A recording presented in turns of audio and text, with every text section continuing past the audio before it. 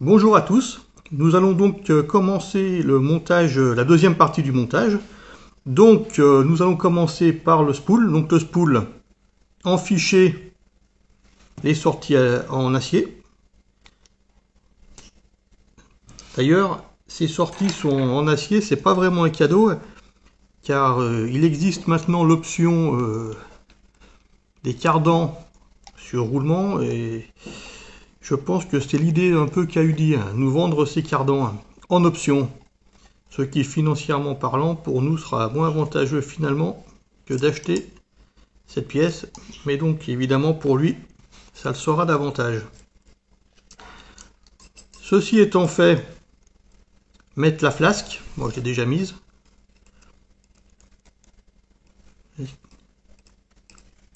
Visser donc les deux vis, si j'arrive à être dedans, voilà.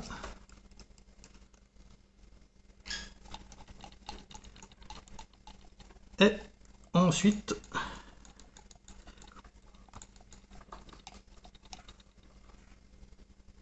mettre les deux roulements. Pour les roulements, un petit peu d'huile ne fait pas de mal. Alors pareil, vous n'en mettez pas 1 kg.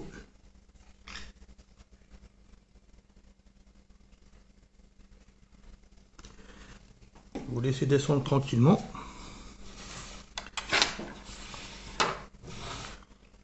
Et nous allons pouvoir monter la suite. Donc la suite, les sorties, les supports de roulement. Alors pour les supports de roulement, moi je prends de l'alu orange, parce que noir c'est noir, et noir sur noir, pour faire les réglages et les tensions, c'est vraiment pas pratique. Donc du coup, j'utilise ces options. Je vais enlever le surplus d'huile. Voilà. Donc à l'avant comme à l'arrière. Du coup, par rapport aux autres années, ça va dépareiller un petit peu. Mais bon, quand on voit pas bien, on voit pas bien. Ok. Donc, pour le diff arrière, même topo. Un peu d'huile sur les roulements. On laisse descendre tranquille.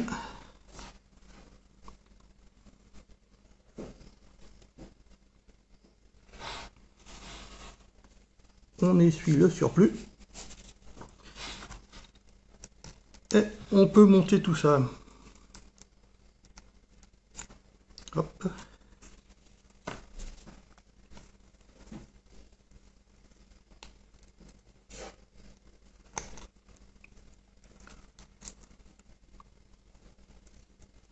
Voilà. J'ai pris un petit peu d'avance pour le montage des cellules. Donc là, rien de particulier, juste bien prévoir que l'encoche, le décroché, soit bien à l'intérieur partout. C'est en fait la butée quand on met le roulement des bar stab, il bute au fond. Donc bien le mettre dans le bon sens, bien les mettre dans le bon sens. Concernant le serrage, surtout ne pas mettre de loctite, parce que la loctite, quand il faut redémonter, ça peut être la cata. Si vous foirez la vis, même avec la Dremel, vous n'arriverez plus à enlever le morceau de vis qui est resté dans la cellule et elle sera foutue. Ça serait dommage. Alors, durant les 5-10 premiers packs, je ne sais pas pourquoi, mais ça va se dévisser. C'est toujours comme ça.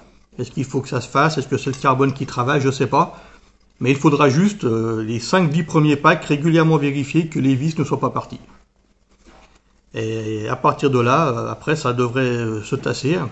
Et la bonne nouvelle, vous n'avez pas besoin de mettre de loctite. Ce qui vous évitera des ennuis lors de redémontage. Voilà. J'installe donc, comme on me le demande, la courroie et mes diffs et mes spools. Alors là, c'est pareil. On pose juste la tension, on s'en fout.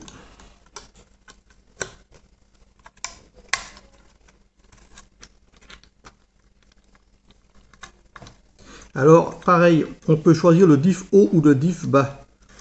Si les pointes sont en haut, vous avez un diff bas. Si les pointes sont en bas, vous avez le diff haut. Si vous mettez la flèche vers le bas. C'est-à-dire que vous voulez le diff haut.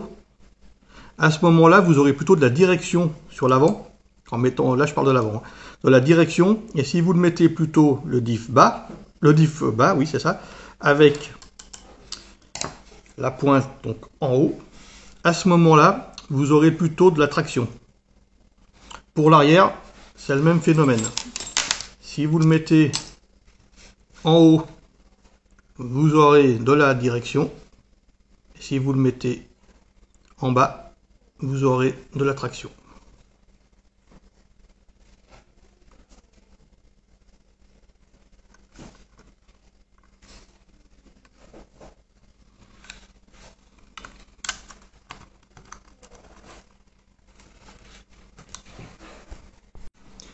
Voilà, donc j'ai fait le montage de l'ensemble couronne poulie.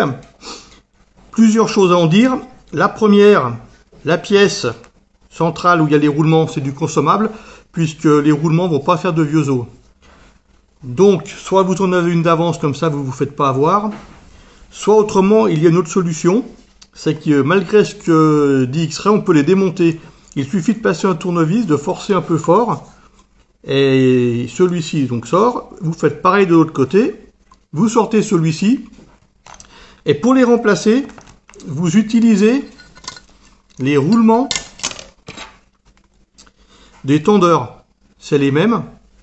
Et comme ça, si vous achetez un kit, plutôt que de changer ces roulements alors que ce n'est pas utile, vous pourrez changer ceux-ci à la place. Deuxième chose, la couronne, moi je la monte à l'envers par rapport à ce que préconise X-Ray. C'est-à-dire que le déport, plutôt que de le mettre de ce côté, je le mets de celui-ci. Ça permet de centrer la couronne par rapport au top deck. Sinon, elle est décalée. Ça permet aussi d'avoir une couronne plus rentrée, ce qui vous permet de plus rentrer votre pignon, ce qui peut être utile si vous avez un rotor court. Il y a des rotors qui sont plus courts que d'autres. R1, je crois, en fait. Rocket aussi. Et ça vous évite aussi, au pire, d'avoir le pignon qui dépasse de l'axe du rotor. Voilà. Ensuite, pour ce qui est de mettre le joint, alors, le tout c'est de ne pas le faire sauter à tort et à travers. Donc moi ce que je fais, je le prends dans un angle avec le pouce et je mets un tournevis à l'intérieur pour que je le tire avec. L'avantage c'est que si ça ne passe pas, il ne peut pas partir parce qu'il est retenu par le tournevis. Voilà. On teste si ça tient bien. Ça tient bien. Alors c'est tout bon. Voyons la suite. Me revoilà. J'ai donc monté le support moteur en une seule partie avec un tendeur. C'est les principales nouveautés par rapport à la 2020. Pour les vis, j'ai mis les 3 premières. Sur la 2020, on a quasiment tout le temps roulé comme ça, donc je pars du principe que ça sera la même chose. Ça permet de mettre de la traction, de l'arrière, et comme de l'avant il y en a suffisamment, c'est pas la peine de trop rigidifier. Ensuite, on va monter donc la couronne. Donc, bien ne pas oublier la petite rondelle. Puisque je monte les courroies, j'en touche un petit mot. Il y a donc les courroies classiques, celles-ci, et il y a les courroies blanches. Les courroies blanches, elles sont censées donner des meilleures performances. Je ne sais pas si c'est prouvé. Par contre, ce qui est sûr, c'est qu'elles s'usent beaucoup plus vite. Elles demandent d'être tendues plus souvent. En plus, quand elles s'usent, elles ont tendance à remplir les encoches en fait des poulies. Et donc à faciliter encore le fait que les dents sautent en fait. Si vous roulez en mode, de toute façon c'est clair et net, c'est même pas la peine d'y penser. Voilà, donc ceci étant fait, je mets la vis centrale.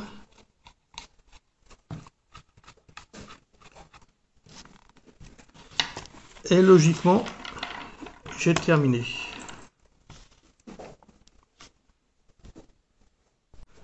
Voilà, J'ai monté les cellules supérieures, les supports d'amortisseur. Rien n'est serré comme demandé. Et après, on serre en croix.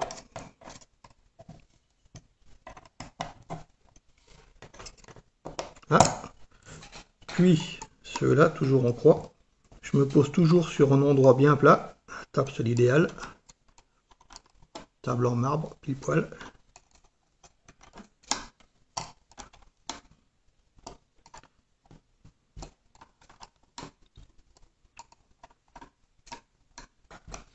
Je fais pareil pour l'avant. Donc, le serrage en croix. Puis, un second.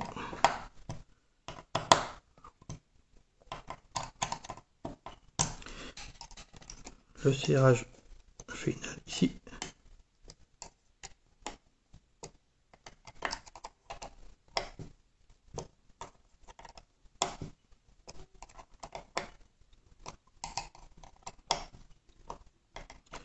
Voilà. J'ai installé le T. Donc eux, ils préconisent les deux vis là et celle-ci. On a toujours utilisé quasiment que les deux là. Donc je vais m'en tenir à ça. Ça permet d'avoir une rotation, un équilibre bien de la voiture. Qu'elle soit pas trop sage quand même. Ça dépendra du pilote. Voilà pour cette partie.